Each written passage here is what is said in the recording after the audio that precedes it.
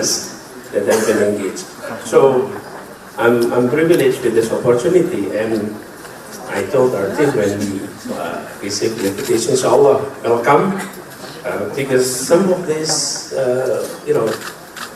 weeks and months in the past year, been traveling a lot, been seeing the other side of Indonesia, then outside the urban.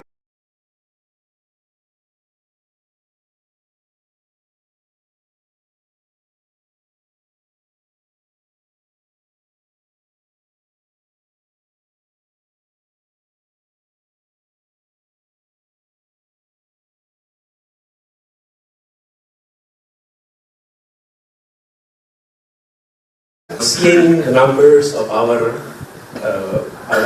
trade from the Ministry of Trade between our country has grown during the period of 2018-2022 at the rate around 10% per year in terms of the total trade value.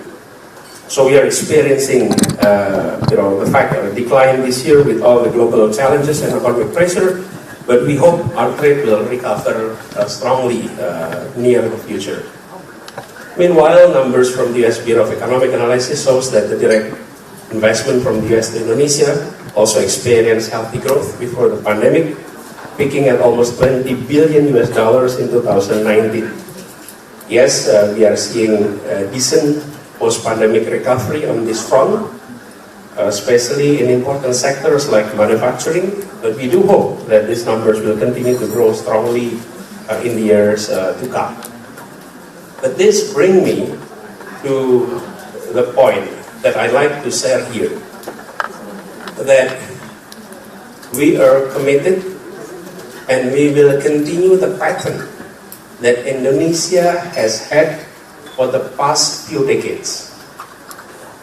Macroeconomic policy, fiscal policy were being given to the hand of two true technocrats. Someone with solid technocratic background, with solid understanding of the economy, understanding of how policies are being made to manage our macroeconomy, ensuring monetary policy, fiscal policy were in line and in the directions of our medium and long-term economic development. And that's commitment that we are holding as presidential candidates. I'm sharing this to others, and also based on our experience in the past, that when these sectors were being managed by people of competence and people of integrity, then we're good to go. But if we compromise these two things, on competency and on integrity, we may be going in the right direction, in the wrong direction. So, given that, I think we would like to send that message here. And based on our experience with conversation with the previous session with Amcham, I've been privileged to have the opportunity to share with some of you during our discussion, be it in my previous position as governor, or a few months ago, discussions with the economy with Amcham. I found out that the business community, the US business community here in Indonesia, were not so much worried about macroeconomic performance.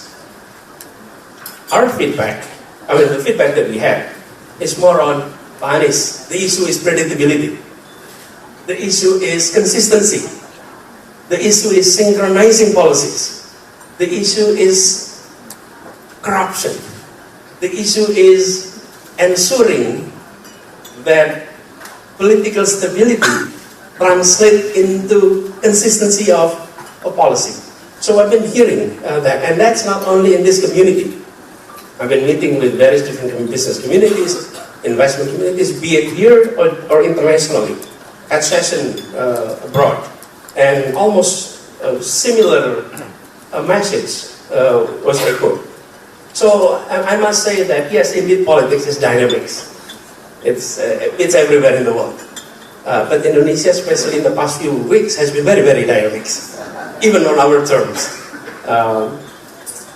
Change happens. However, I must also underline to you that Indonesians and Indonesian democracy is generally seeing our democracy is consolidated. We have seen elections during pre-democracy and post-democracy. Almost all of these elections were widely well organized, well accepted, and people move on, including local elections. I was once told, Panis, look at local elections.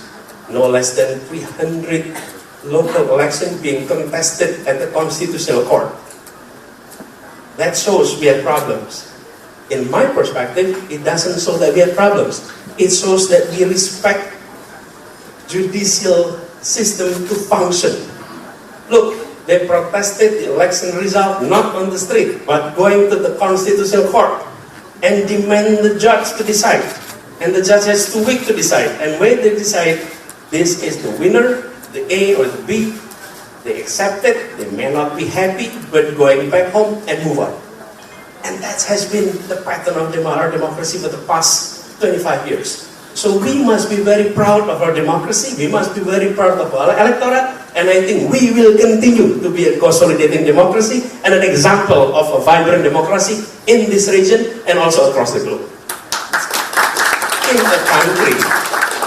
In a country that is extremely diverse, an extremely diverse country, and yet we have this vibrant democracy. So even though, in the elites, you may be seeing radical move, radical change, that's among the elites, and elites everywhere is like that. But the electorate is different. And therefore, I'm quite optimistic that even in the next election, we will be seeing election, hopefully, free, fair, hopefully, and that's our message too.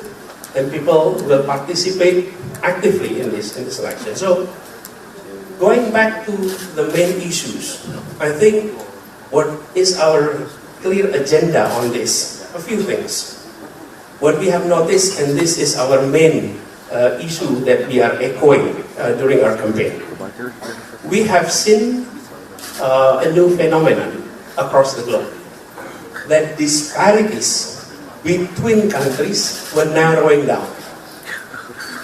But disparities within country were widening. Indonesia is now part of G20. 30 years ago, we are so far away from being top 20 economy in the world. Now we are in the club of Big 20, the top 20. We will be moving up the ladder. Disparities between Jakarta, Tokyo, Singapore, New York, London were narrowing down. However, disparities within countries were widening. Between Jakarta and the rest of Java, between Java and the outer islands, between urban and rural, those are widening. And we need to address this issue because Indonesian economy is not only Jakarta's economy, it's not only Java economy, but the economy across Indonesia. If we continue to have centralized centers of economic activity in Java, we will continue to pull best brain into Jakarta, into Java, and we will continue enlarging disparities. So our main message for our campaign is keadilan, equality, equal opportunity. And we would like to see more centers of economic growth across Indonesia. Not only in Java, but at least 14 other major cities across Indonesia to be stimulated, to be transformed into major mover of economy in those particular regions across Indonesia. So that's one aspect that I'd like to share here. So we will pursue the directions of reindustrialization. We need to continue on that. That is the path that we need to push, reindustrialization. And on that aspect, central government will have to provide clear policy direction on this. I was fortunate, I was so blessed to have the opportunity to serve in government, in the national government as Minister of Education, and then I served as governor. These are completely two different roles. One is delivering policy direction, for the national level, but two is policy delivery at the local level. And I've experienced the fact that often we, the local leaders, governor, mayors, region, lack of clear national directions about issues that is of interest to national interest or local interest. Talk about investment. We don't have clear direction. What do we need to achieve? What are our KPI for each particular region? What is the direction we need to pursue? On social issue, the same thing. Maternity,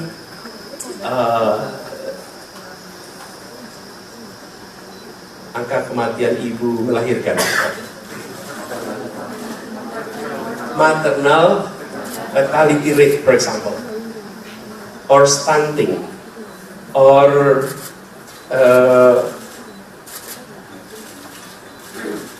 primary school enrollment rate, secondary school enrollment rate.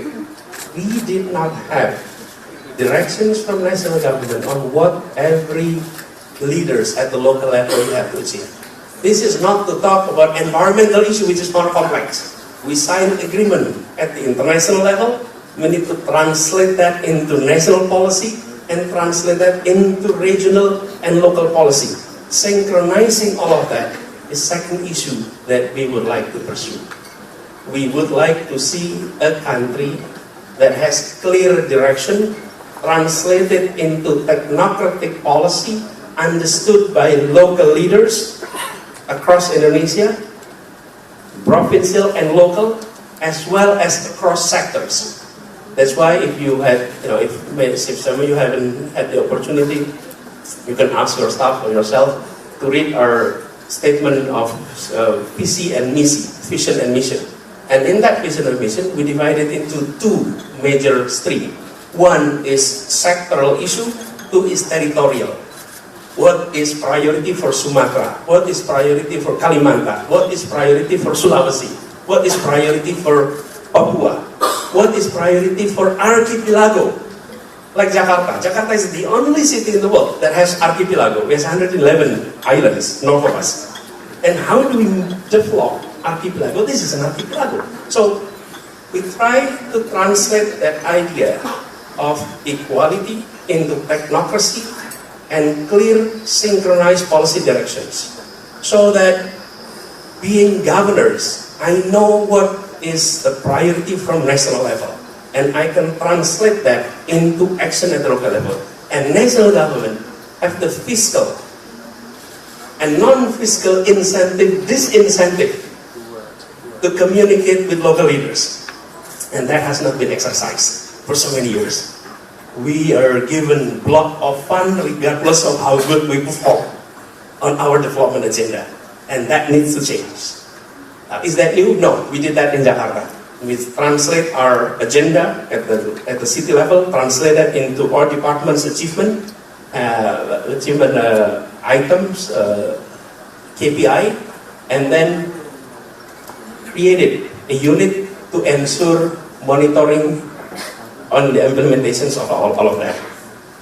The other aspect, the third aspect that we'd like to echo here is ensuring that good governance is present, and corruption eradication need to be re-strengthened. We need not only strengthening KPK, which is good, but KPK deals only with large cases. We need to really seriously transform our way of combating corruption. There are three things why corruption is happening. At least three reasons why corruption happens: because of need, because of greed, because of system. What is the need? There are many employees of government who are making their salaries or their monthly salary, their annual salary so low that they cannot survive. And this needs to be addressed. We didn't address that very much. We tried to do that in Jakarta. Now, employee of Jakarta government is making equivalent to their counterpart in the private sectors. so that small corruptions that is dealt with daily people can be addressed. So that's why. Number two, greed. Of course, that's where KPK is handling the greed. This is about ensuring punitive actions and strict law enforcement through reform in our judiciary system, in our law enforcement agency. And this requires clear political will from the top leadership. It requires from the top, cannot start from anywhere else. And if Indonesia would like to embark on the journey becoming a more advanced country, good governance need to be practiced. Practice of corruption need to be seriously handled, and that is one of our main agenda. And I think the public in general were also agreeing on that. There is one aspect that we have overlooked in our political reform. We reform our electoral system, we reform our party system, we reform our centralized government into decentralized government, we reform our institution at the central government 20 years ago, 25 years ago. But we did not reform our political party financing, and that is one of the core issue of corruption's policy today. And political party financing, election financing is nothing new. Many democracies across the globe have dealt with that, and they have many different approaches into solving that problem. We did not touch it yet. We haven't done any reform there, and I think that is one of the key policy reform we need to put forward and to execute. Without addressing this issue, we will always have inconsistency of policies. We will always confront it with intertwine of political interests with policy making. And if you look at studies on middle income track, some of the reason why countries track into this middle income track is because political institutions produce policy that does not reflect public interest and national interest, but reflect micro interest of political party and political groups within the government. And that has been the reason why some countries were tracked in this middle income track. And I think we need to address that. So that's very key. But not less important than that is the issue of meritocracy.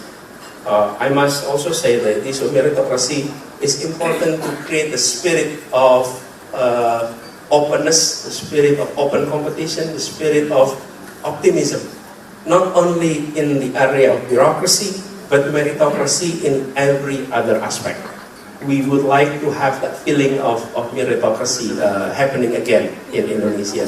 We had that many years ago, and we'd like to see that is going back. So the point is this: if we are doing all of this, we hope we create a society, a nation that is trustworthy, that the world look at us with trust.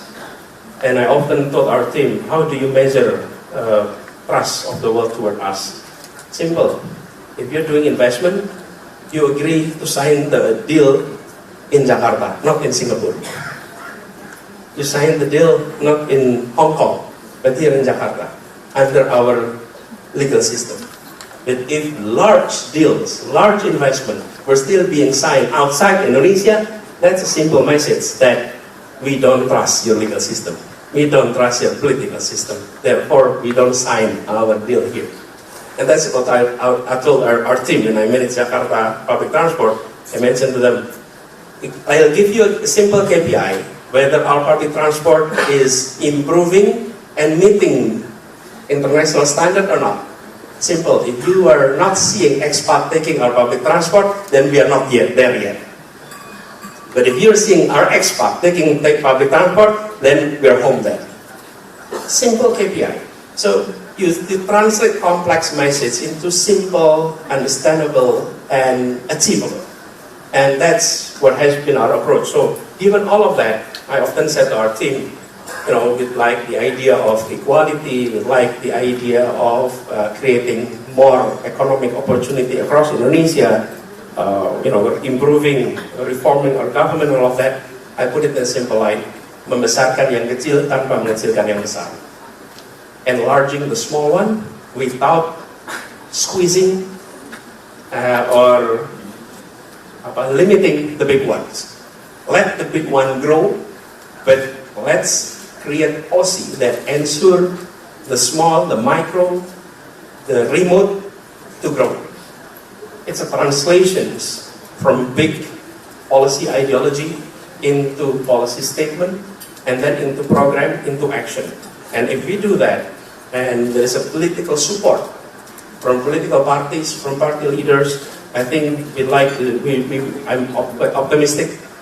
We will be seeing new Indonesia, an Indonesia that will be respected by ourselves within our country, and also gaining respect across the globe. Thank you very much.